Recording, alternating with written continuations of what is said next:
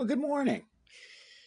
I was just sharing in a group that's reading James Joyce's Ulysses, and I was surprised to see that the organizer of the group shared, and he's not an expert on Ulysses by any stretch. I'm not criticizing him. I'm criticizing the video that he shared. He said it was a good, what do you call it, intro or explanation of the final chapter. They're not on the final chapter yet, so I'm assuming he hasn't read it. So he didn't realize it was not a good. It was a very, very biased and weird perspective on the chapter.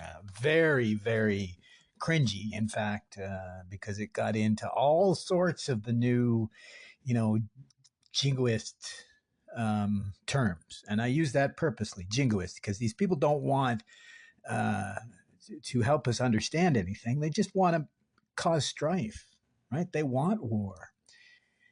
Because it shocked me that they talked about the sexual innuendo and femininity and her sexual liberation and all this. And that's just a tiny little part of it. I made the joke that that's actually the funniest anecdote of Ulysses, besides the fact that it was, banned for so long and there were so many errors in the publication for so long because the French, that's where he had to publish it. The French corrected some of his purposeful errors. I've talked to you about Cummings or Nietzsche, where they use language in their own special way, as did Joyce. And, never mind, he was trying to be specific in his sound. I mean, you can almost hear the brogue in the pages, on the pages, from the pages. Right? But what shocked me here is, again, a misunderstanding of the philosophy and the reason why Joyce wrote this. He didn't just write this final chapter about yes, yes, I will say yes. This isn't just some sort of Tropic of Cancer sex story. It's philosophy, it's meaning, it's humanity. And there's a reason why this stuff is wonderful. And there's a reason why that funny little anecdote I was going to mention is actually, if you look at a used Ulysses, and it's been the same because I think Hemingway even joked about it, but it's been the same since it was published.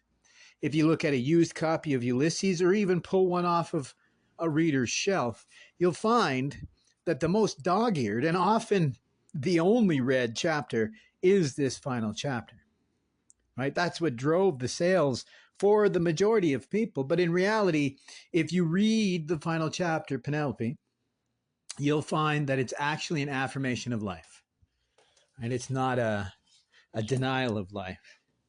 What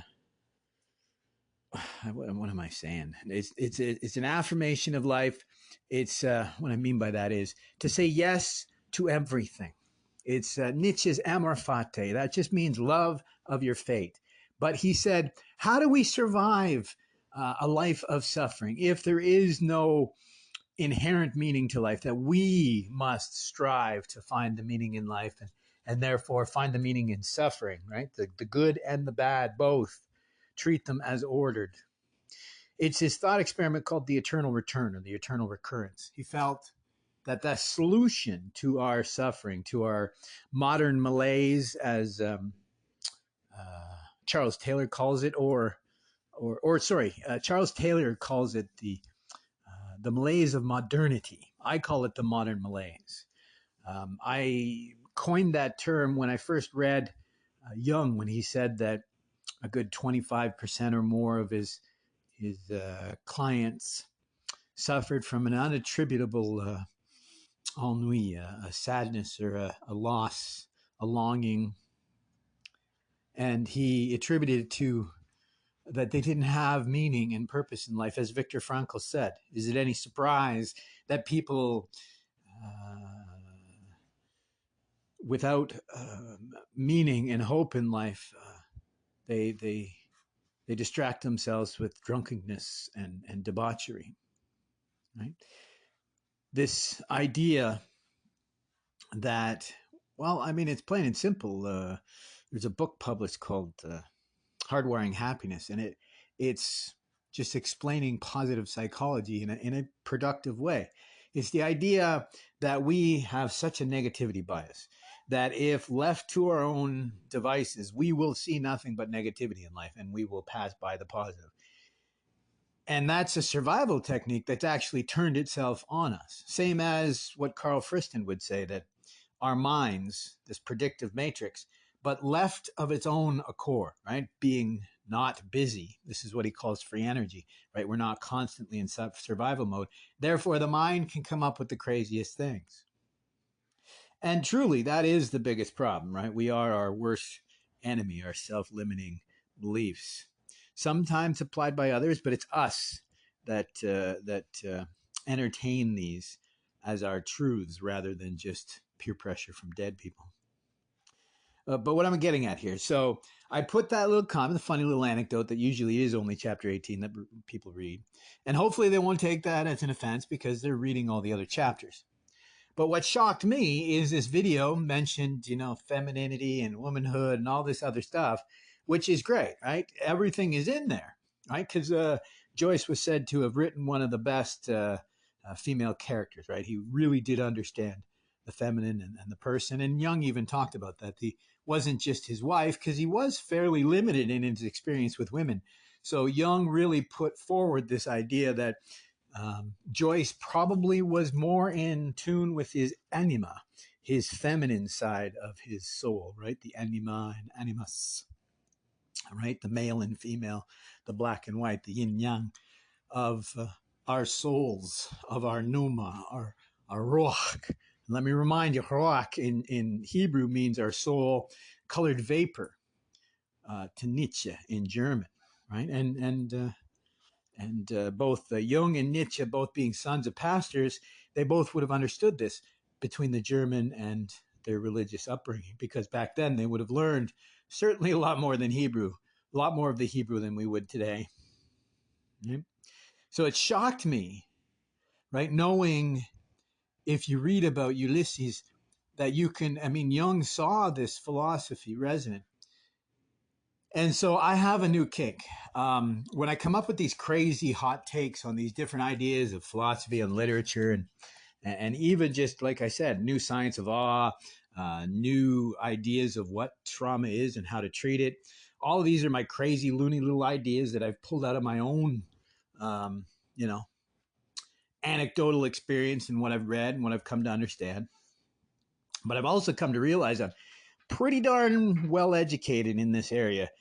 Very few people have read everything that Jung has ever written. I do feel blessed that I've been able to access just about everything he's ever written. Nietzsche, I've read just about everything he's ever written, except for some of the stuff, in his library. Not all of the workbooks are published online, and not all of them are really worthy of reading, right? And then everything on literature. But I have this new little kink, and I'm punching these hot takes of mine into AI. And let me just tell you, one good one and one bad one. So I put that comment about chapter 18 of Ulysses, my belief that everyone gets caught up in the sexual innuendo and misses the real story, the real philosophy of saying yes to life. And that is the exact way I phrased the question. I said, is the sexual innuendo hiding the real message of amor fati, right? To love your fate, to say yes to life. Is it hiding it? Right? And yeah, the AI was like, oh, absolutely. It's definitely within Joyce's. If you think about it, the modern novel, Ulysses, was about saying yes to life. It was one of the first times that you could read a book and really feel as if this person was just like you, right? Because before this, it was a lot of fantasy. It was what you call like a third person, right? It was a character invented by the author, and they weren't sharing exactly what we would think throughout a day. We think of the most mundane things, the most and we often think of both the sacred and the profane, and sometimes we mix them together, and that's the beauty in Ulysses, because he really does talk about this idea of redefining our definitions, and of that, right? Sexuality, right? You got to remember, when it comes to philosophy, this is creation, this is living, this is potential. Right? But as I said, AI said, absolutely, you're 100% right. This is definitely the message of chapter 18, and it often gets missed when it comes to all the sexual content. And so I was feeling, hey, that's kind of cool. I was thinking, hey, let's try another one of my hot takes. This is one of my hottest hot takes. I feel that if you were to read Nietzsche's Thus Spake Zarathustra, or Also Sprach Zarathustra, if you were to read his Zarathustra, particularly his chapter on the afterworldmen or the backworldsmen, betweenworldsmen is how I prefer to translate it to English, the betweenworldsmen. It's Hinterwelten. And there's a number of different translations, but the chapter on the betweenworldsmen, the backworldsmen, the afterworldsmen. Usually you'll read it as Nietzsche saying, look at you people, you're denying life and you believe in this other world. And so I actually had to ask the question a couple different ways, right? I said, hey, listen, AI, tell me. At first, I asked him, right, about Nietzsche and Hinterwelten in English. And I was going to say, don't consult scholarly sources. I want you, but that's silly, right? I mean, he doesn't have a mind, this AI, he or she, whatever they may be, or a they. I guess technically they'd be a they. And so they came back with, essentially the boilerplate of what Nietzsche's Hinterwelten means, right? This idea of not only are these people not really believing in this thing that they purport to believe in, but it's out of fear, it's out of doubt, but most of all, it's out of an inability to embrace life, right? I mean, if you think about it, if it's God given, it's unbelievable that these believers in God would not embrace this life as much of a blessing as, say, maybe an afterlife. But all I did was change up how I asked these questions, and lo and behold, it ends up that the AI actually agrees with me, right? Because I had to specify it again. It's abductio absurdum. It's being simplified to the point of ridiculousness. The first question I asked about what did Nietzsche mean about Hinterwelten and such, all boilerplate. Yeah, he doesn't like these believers and he thinks they're silly and blah, blah, blah. But once I literally drilled down and criticized the AI and said, but especially the first answer, I said, but that didn't make your case. Right? Like, you're not talking about what I asked about. You're talking, again, like I said, it's boilerplate. So the next question followed and went, oh, okay, yeah, I see what you mean. You're right. And then got a little bit closer to what we're talking about, what it really means and what the message was. By the third or fourth question, finally the AI understands what I was getting at and wholly agrees. But I'm not celebrating here. What I've come to realize is it may just be a vapid waste of time, as I said a couple days ago. Because really, this AI should be able to go and compare all the different scholars. I've said this before. Up until recently, it depended who taught you Nietzsche, whether you'd agree with me or not. Right? Half of them, of the teachers, of the scholars, are excellent. Half of them are terrible. Everyone's, problematic from time to time. But for some weird reason, within the scholarship of Nietzsche, half of them just don't seem to understand. They really don't. And so I thought it would be great, right? AI would go out and compare them and then maybe themselves, the AI would read and say, well, who's right here? But it's not. It's not. In fact, what I've been finding is the AI tends to lean on blogs, right? It doesn't get into some really good links and sources until you really begin to challenge it. So I'm actually quite sad because I was hoping that AI could help teach our children and move us forward. But what I've come to realize is it's very similar to the guitar player versus the guitar critic. It takes almost as long to learn how to play a guitar as it does to learn about a guitar to be an adequate critic of a good guitar player. So I was hoping you wouldn't have to be a philosopher to understand whether AI was right. And as I said a couple days ago, recently they finally admitted that, well, you have to take what the AI says with a grain of salt.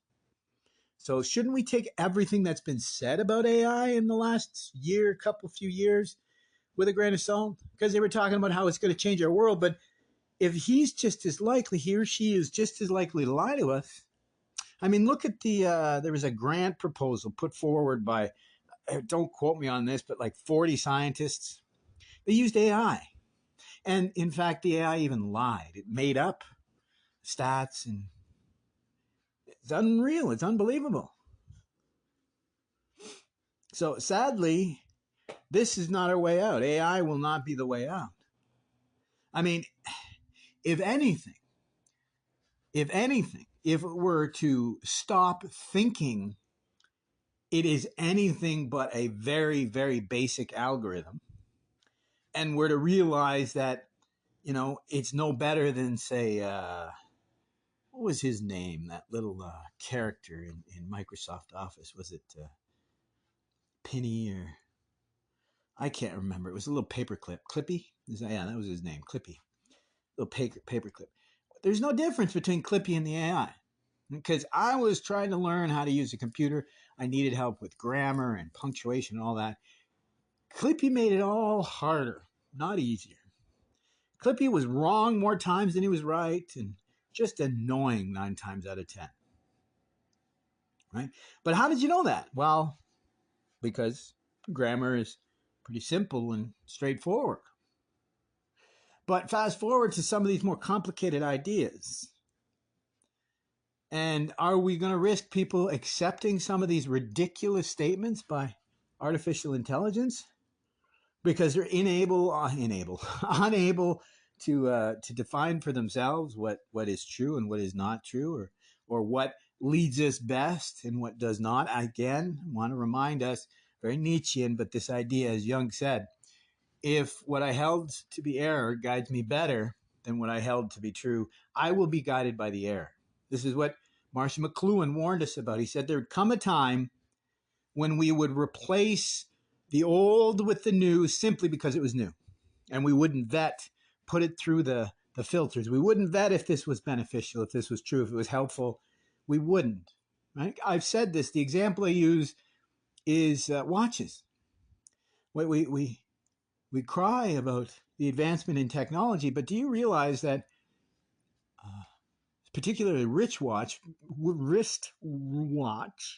but also clock technology has been put back arguably decades, but maybe even centuries.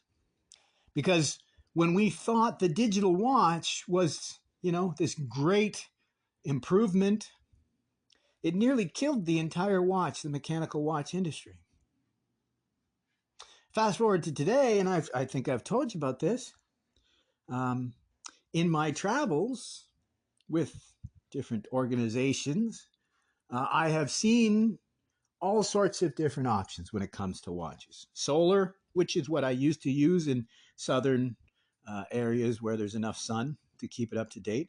I like Citizen's Eco Drive, but even Citizen Eco Drive, I have one right now that obviously didn't like being north of, I can't remember which parallel, but that watch needs to be charged every couple of days now, an Eco Drive.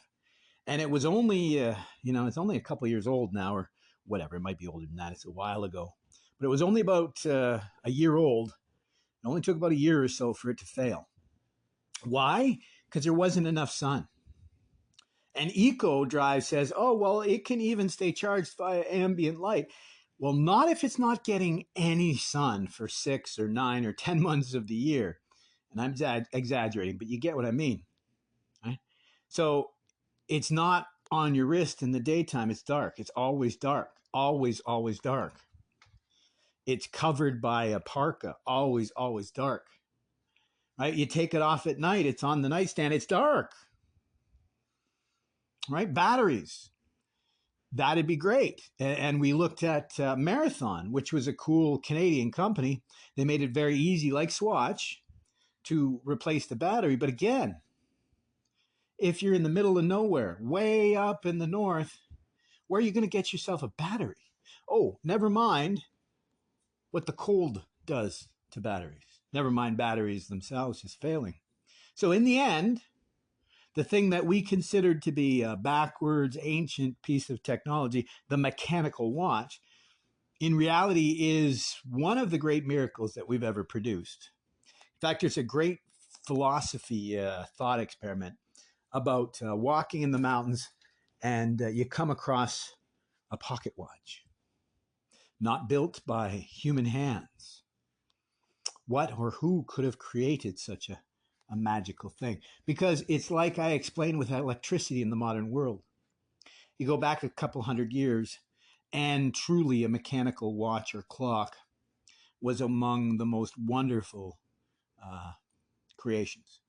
And yes, we attributed it to ourselves, but we also kept a certain amount of understanding that there is a divinity in our being, that every once in a while there's a human being who doesn't take themselves too seriously and realizes that there is a potential to be more, to do more, right? These between worlds, these people who are not simply human, not metaphysical, but as the AI agreed with me, this idea of a meta being, right? We're more than the sum of our parts. Gestalt in German. But here's where we're failing, right? We've decided to throw out everything that made us human because we feel, before we've even replaced it, we feel that we're going to be able to create something better. But the truth is, there is nothing better. Like I said to you before, I think the human mind is the greatest supercomputer that has ever been created. We've yet to even if you put all the computers together, I don't believe it has the power of the human mind, because just researching memory in the last couple of weeks, it's mind-boggling even to the most brilliant people on this planet. How memory works, how it's stored, the amount of information that we can store represents teraflops of data. And that's just what we can recognize, because we don't know how we store other ideas. And see, what I'm getting at here is we remember specific periods in our life. We remember times, smells, feelings, emotions, sights. But the idea here is we're attracted to novelty. And I believe what they're missing here, our attraction to novelty is an attempt to reduce how much recording we need to do on a daily basis, right? Because if everything's going by as normal, it's kind of like how a video codec works. The way an extreme compressing video codec will work is it will compare frame to frame the change in essentially the photos between frames. And it will only re-encode the areas that change. And that's the way our brain works, right? As our brain sees novelty, new experience, it records that information. But see, here's where the meta happens.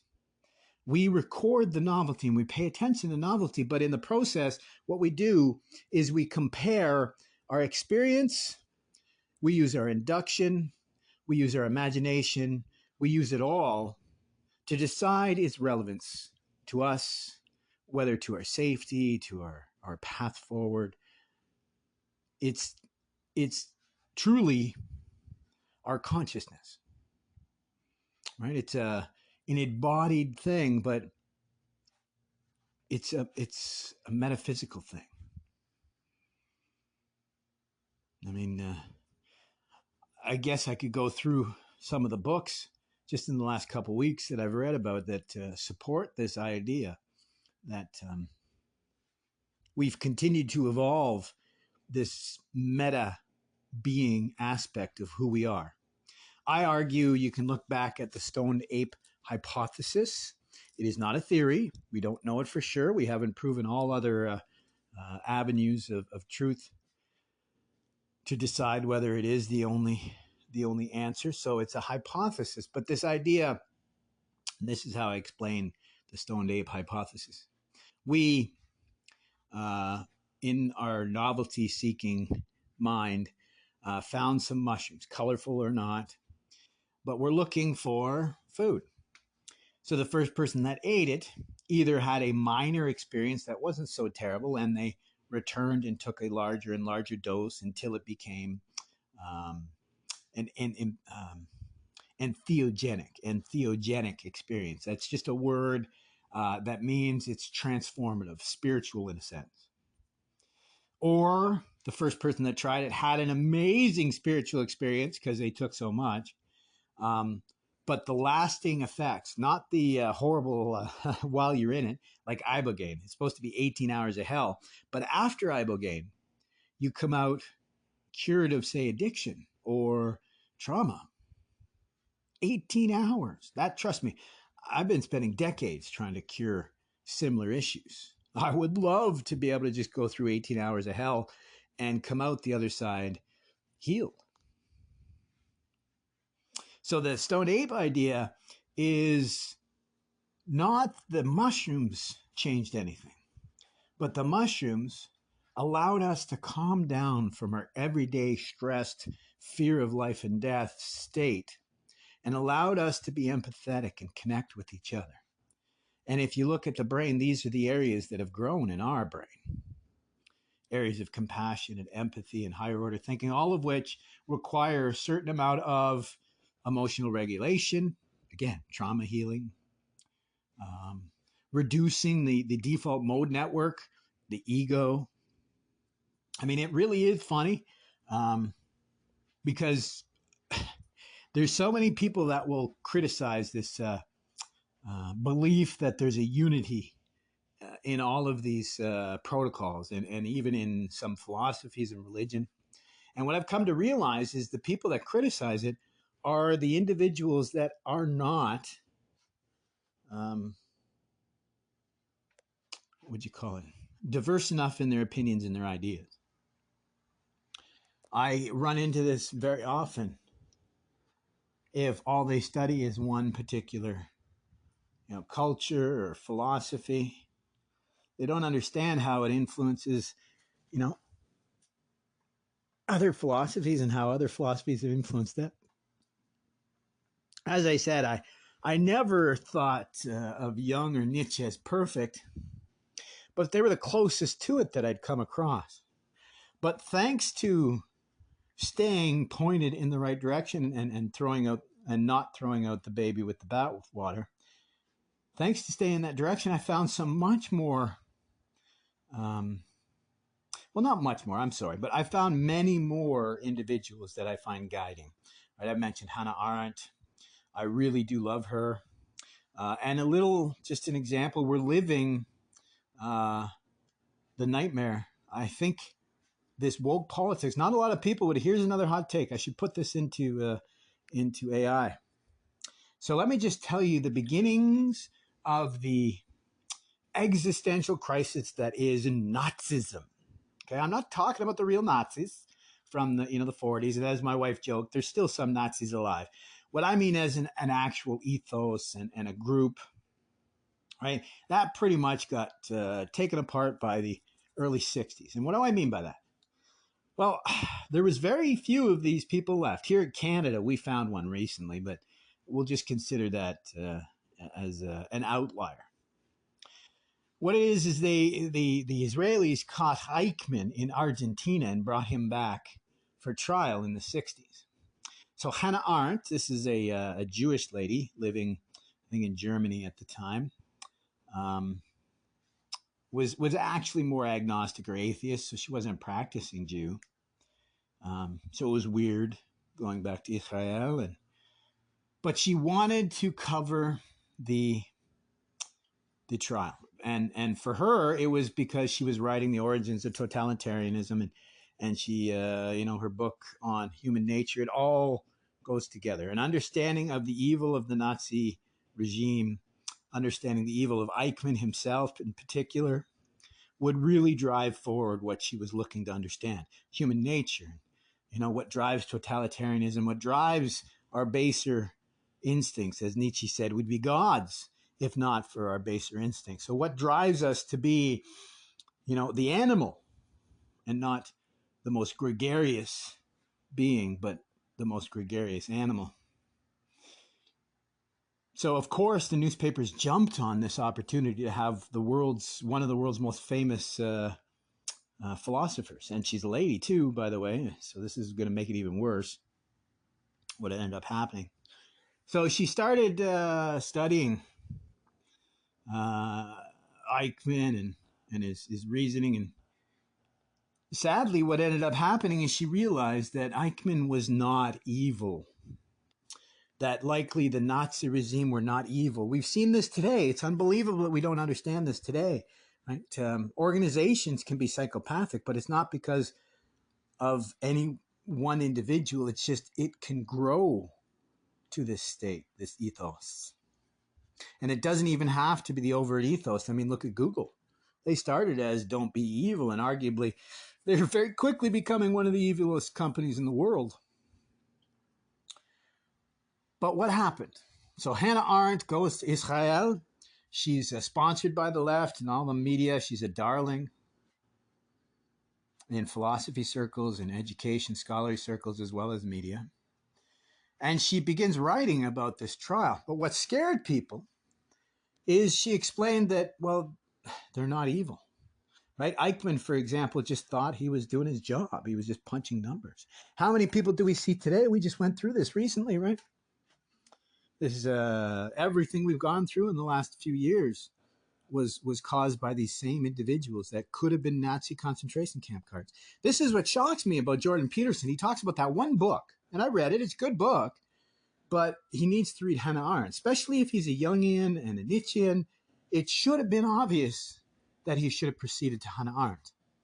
Right? And in Hannah Arendt's Origins of Totalitarianism, and more so Eichmann on Trial, what she began to realize is evil isn't this extant quality that, what's the word that you need to be exercised of? Possessed, right? Evil is not some, external force that possesses us and creates us to do things against our own will. In reality, she defined it or coined this idea of the banality of evil. That's the truth, that we have within all of us the ability to do terrible, terrible things. I've likened it to, think of Lincoln's speech. I think it was the Gettysburg speech, where he talked about the better angels of our nature. Well, if we have better angels of our nature, that denotes that we have worse angels, or whatever, demons, whatever you want to call them. But Hannah said no. She called it the banality of evil because she says banal. It's a French word. It's maybe not as well known in English, but to me, I knew exactly what it meant. It's like boring, everyday, pedantic. It's commonplace, or even innate. So as I've said a million times before, this is the beauty of Nietzsche and then Freud. I think more appropriately put it together as a philosophy of the self, and not, well, Nietzsche is a little harder to use as a philosophy for self and for life. Jung's a lot easier because he explains the shadow work that we're supposed to do. Until you know what you're capable of, how do you expect to be able to restrain the darkness? Right? Same as, how can you know to encourage the goodness in yourself if you don't know that you have goodness in you? So they canceled Hannah Arendt. First, they tried to explain to her, what are you doing? What are you talking about? No, please, you're supposed to be writing about how horrible and evil these Nazis are and were. And she said, no, that's not what I'm seeing here. What I'm seeing here is, right, actually, it reminds me of uh, Heart of Darkness. Not the book, Joseph Conrad, but the movie, right? Where Marlon Brando, who's playing Kurtz, is speaking to Willard, played by Martin Sheen. And he says, you're like a grocery clerk sent to collect a bill. Exactly. Because that was the entire plot of Apocalypse Now, right? They were sending Willard to kill Colonel Kurtz, not because of what he was doing, but in spite of what he was doing. He was winning the war in his area. But again, ignore this. This is just it's a parable placed upon events. It's this idea of, and I think it was even, yes, it's at the beginning. So Willard says that at the beginning. He said he was in his hotel room and he was trapped and he was waiting for a mission. And I think that the quote is for his, well, you'd have to look it up, but for his transgressions, they gave him a mission, right? This idea of not because of being a good soldier, but because of being maybe a malevolent one, he was rewarded with this mission. And that's what they were looking for. They were looking for someone who would have pure hate in their eyes and wouldn't see what was being done for real, right? So kind of exactly like Hannah Arendt and Eichmann and the Nazis and what the left wanted, right? They sent Willard Conrad, sent his character up the river to collect this missionary that had gone off the reserve. But in reality, the reason why this individual is problematic was because it was they were exposing the hypocrisy of the system itself. I mean, imagine conducting a war with the intention of losing. And arguably that's what happened with Hannah Arendt, because she was hoping to expose our soul, our humanity, and who and what we are, help us understand what and who evil truly is. But the left was so upset that she was explaining this banality of evil can be resonant in all of us. We could be the Nazis. But they successfully canceled her because if you think about it, this is why Jordan Peterson is so controversial often, because he keeps beating that bush. This idea that we all have within us the potential to be Nazi concentration camp guards, right? So don't read The Ordinary Men. That's a great book. But read Hannah Arendt, because instead of just demoralizing you like reading Solzhenitsyn, it can actually make you realize that, as I've said before, the only reason why good does not triumph over evil each and every time is not because it is untrue. The one and only reason why good does not triumph over evil is because we don't believe it to be true. When the day comes that we realize that, these truths that may or may not be true are the most important things to believe in. This is from Secondhand Lions. I know it's Timothy McCandless. As far as I know, he wrote this. He's not a philosopher. He's a screenwriter. But it's beautiful because it's true. It's beautiful because it's true. And that's where Nietzsche fell. He realized, as the Indians did, that there's a truth in beauty and beauty in truth. The Indians believed that you could make a beautiful temple in such a way that it could help someone achieve enlightenment just by looking at it. And I believe Nietzsche felt the same way. But he felt that, and please listen to this, he felt that we could build a temple of ourselves so beautiful that it would liberate. As Jesus said to the man who laid helpless on his mat for 38 years, waiting for someone else to help him, Jesus said, "Do you want to be whole?"